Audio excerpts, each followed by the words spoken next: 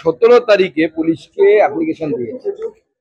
আজকে সভা ঠিক আগের দিন 24 তারিখ পুলিশ জানিয়েছে যে নাকি এই সভার পারমিশন নেই। 17 তারিখ থেকে এতদিন পুলিশ কেন সময় নষ্ট করলো? যদি তারা পারমিশন দেবেন না আগে জানাতে পারতেন, আমরা কোর্টে যেতাম। পুলিশ জানায়নি। পুলিশের সমস্ত রকম অসহযোগিতা আমরা পাচ্ছি। ওখানে একটা এসপি বসে আছে, যে এসপিটা তৃণমূল কংগ্রেসের দলদাস। বিপ্লব মিত্রর পা চাটতে তার দিন চলে যায়।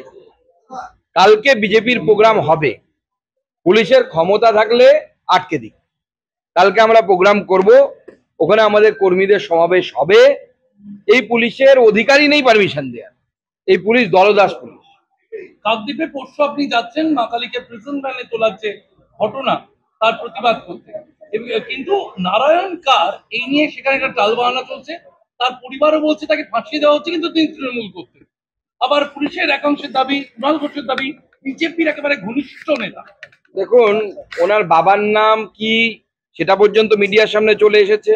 ভূপেন না ভূপেশ হালদার সামথিং নাইন এরকম নাম। তিনি তৃণমূল কংগ্রেসের বড় নেতা ছিলেন, সবাই জানে তৃণমূল কংগ্রেস করে। আর সব থেকে বড় কথা হচ্ছে, ভূপেন হালদার ভেঙেছে না কোন হালদার ভেঙেছে না অন্য কেউ ভেঙেছে সেটা ম্যাটার না। ম্যাটারটা হচ্ছে একের পর এক এই ধরনের ঘটনা রাজ্য জুড়ে ঘটছে কেন? সরস্বতী পুজোর সময় ঘটেছিল গতবার, দুর্গাপুজোর সময় কোনোখান থেকে বেশ কিছু জায়গা থেকে অভিযোগ এসেছে। এর আগে প্যান্ডেল খুলে নেওয়া হয়েছিল, প্যান্ডেলের কাপড় খুলে নেওয়া হয়েছিল গেরুয়া রং থাকার জন্য দক্ষিণ চব্বিশ পরগনায়। একের পর এক হিন্দু ধর্মের উপরে এই আঘাতটা আসবে কেন? কে করেছে সেটা বড় ম্যাটার নয়। ম্যাটারটা হচ্ছে কেন রাজ্য সরকার হিন্দুদের তাদের ধর্মীয় স্বাধীনতা অনুসারে তাদের ধর্মীয় আচরণ পালন করার সুযোগ করে দিতে পারছে না? কেন বাংলাদেশের মতো পরিস্থিতি এখানে তৈরি হচ্ছে? এসআইআর এর অন্যতম গুরুত্বপূর্ণ নথি হচ্ছে বার্থ সার্টিফিকেট, অর্থাৎ রেজিস্ট্রেশনের নিয়ে উঠছে প্রশ্ন, এবং কেন এই নিয়ে রাজ্য সরকার এখনো তদন্ত করছে না? দেখুন, রাজ্য সরকার চাইছে যে বাংলাদেশ থেকে অনুপ্রবেশকারী যারা ঢুকেছে, অর্থাৎ মুসলিম অনুপ্রবেশকারীরা যারা ভারতবর্ষের নাগরিক নয়, তাদেরকে এই বার্থ সার্টিফিকেটের মধ্যে দিয়ে তাদের এসআর তথা আমাদের যে ভোটার সূচি সেই সূচিতে নাম তুলে দেওয়ার জন্য। এর বিরুদ্ধে আমাদের লড়াই চলবে। আমাদের স্পষ্ট কথা, হিন্দু হোক মুসলমান হোক যে হন, তিনি ভারতবর্ষের নাগরিক, তিনি ভারতবর্ষে ভোট দেবেন। যে মুসলিম অনুপ্রবেশকারীরা বাংলাদেশ থেকে আসবে তাদের ভোটার লিস্টে নাম থাকা চলবে না, উচিত নয়। ভারতের সংবিধান সেটাকে পারমিট করে না। হিন্দুরা যারা অন্য দেশ থেকে অর্থাৎ বাংলাদেশ থেকে এখানে এসেছেন, তারা সিএ এর মাধ্যমে নাগরিকত্বের আবেদনের মধ্য দিয়ে তারা তাদের ভোটাধিকার পাবে।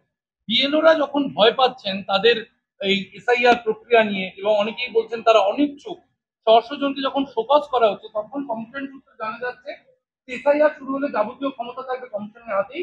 এসআইআর এর সঙ্গে যুক্ত কোনো আধিকারিককে বদলি করা যাবে না, ওটা নিয়ন্ত্রণ প্রক্রিয়া থাকবে কমিশনের হাতে। এই বদলির আতঙ্কে ভুগছেন বিএলওরা। দেখুন, বিএলওদের মধ্যে একটি অসুরক্ষার বাতাবরণ তৈরি হয়েছে। তার মূল কারণ হচ্ছে মমতা বন্দ্যোপাধ্যায় সহ তৃণমূল কংগ্রেসের সর্বোচ্চ নেতৃত্ব থেকে শুরু করে একদম নিচে তলার কর্মী পর্যন্ত তাদের যে ধরনের হুমকি।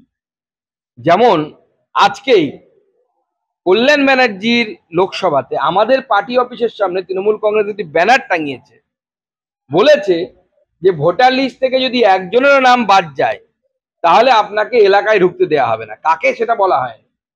সেটা বিএলওদেরকেও ধমকি হতে পারে, আবার বিজেপিকেও ধমকি হতে পারে। আমি প্রশ্ন করতে চাই কল্যাণ ব্যানার্জির মতো লোকেদেরকে, যারা আইন কানুন একটু বোঝেন, যারা ভারতবর্ষের নাগরিক নয়, তারা কিভাবে ভারতবর্ষে ভোট দেবে এবং ভোটার লিস্টে তাদের নাম কিভাবে থাকবে? এই প্রশ্নটার উত্তর তো তৃণমূল কংগ্রেসের লোকেদেরকে দিতে বলুন। পরিষ্কার বলা হচ্ছে, সেখানে তৃণমূলের অনেক নেতা চালাকি করে বলছে যারা বৈধ ভোটার, ওখানে কিন্তু সেই চালাকিটাও করা হয়নি। পরিষ্কার হুমকি দেওয়া হয়েছে কোনো নামই বাদ দেওয়া যাবে না। মানে কোনো বাংলাদেশি, পাকিস্তানি, আফগানিস্তানের নাগরিক তার নামও যদি ভোটার লিস্টে থাকে, সেই নামটাও নাকি ভোটার লিস্টে এসআইআর কে রাখতে হবে। মামার বাড়ির আবদার নাকি? ভারতটা কি ধর্মশালা যে ইচ্ছে চলে আসবে এখানে? এই বিষয়টা তুলে তৃণমূলের পক্ষ থেকে বলা হচ্ছে যে যারা এই দেশের নয়, তাহলে বাইরের থেকে লোক ঢুকছে কি করে? এটা তো কেন্দ্রের দেখার বিষয়। দেখুন, কেন্দ্রে না হয় নরেন্দ্র মোদী সরকার 2014 সাল থেকে আছে। এরা কি ভাবের ঘরে চুরি করছে? তা চুরি করতে করতে এমন অবস্থা, সবকিছু নিয়ে মিথ্যে কথা বলতে হবে, চুরি করতে হবে। জানেন না ওরা বছরের পর বছর ধরে পশ্চিমবঙ্গে অনুপ্রবেশ হয়? কোন নেতাটা জানে না? বামফ্রন্টের নেতারা একসময় বিড়ি খেয়ে, সিগারেট খেয়ে আধার কার্ড ভোটার, সেই সময় তো আধার কার্ড ছিল না, রেশন কার্ড করতো, ভোটার কার্ড করতো। তো ঐতিহাসিক সত্য, আপনারা দেশটা ভাগ করেছিলেন, কংগ্রেস করেছিল, কংগ্রেসের বর্তমান উত্তরসূরি হচ্ছে তৃণমূল কংগ্রেস। আর সেই সময় বামফ্রন্ট বলেছিল পাকিস্তানের দাবি মানতে হবে, তবেই ভারত স্বাধীন হবে, জ্যোতি বসু বলেছিলেন। এই সিপিএম আজকে এসআইআর নিয়ে সিপিএম এসআইআর নিয়ে আজকে সরব হয়েছেন এবং সেখানে সরাসরি তৃণমূলকে যেমন নিশানা করা হচ্ছে, অনেক বেশি নিশানা বিজেপি কে করে তাহলে তৃণমূলের বি টিম তারা, বিজেপিকে তারা নিশানা করছে। তৃণমূলটা হচ্ছে ক্লেম অফ প্লেয়ার, শিখণ্ডী হিসেবে তৃণমূলকে দাঁড় করিয়ে রেখেছে, পেছন থেকে তীরটা বিজেপিকে মারছে। শুরু হয়ে গেছে no vote to BJP, no vote to BJP. CPM এর কাজ হচ্ছে তৃণমূল বিরোধী ভোটকে কাটা, হিন্দু ভোটকে কাটা, কেটে বিজেপিকে, যাতে বিজেপি জিততে না পারে বা তৃণমূল যেন জিততে পারে সেই এলাকাটার ব্যবস্থা করা। এটাই হচ্ছে সিপিএম এর কাজ। সিপিএম সেই এজেন্ডায় নিয়েছে, তার সুপারিও দিয়েছে তৃণমূল কংগ্রেস সিপিএম কে। এখন কি আপনারা কোর কমিটির বৈঠকে বসছেন? আপনি এলেন, আমাদের বৈঠক হবে, সমস্ত বৈঠক হয়, বিভিন্ন বৈঠক হবে। সকাল থেকে দেখা গেল যে কলকাতার দুটো লোকসভা দমদম যাদবপুর নিয়ে বৈঠক হলো, ভূপেন্দ্র যাদব বৈঠক করলেন, এখন আবার পূর্ণাঙ্গ কাজ আপনারা শুরু করেছেন।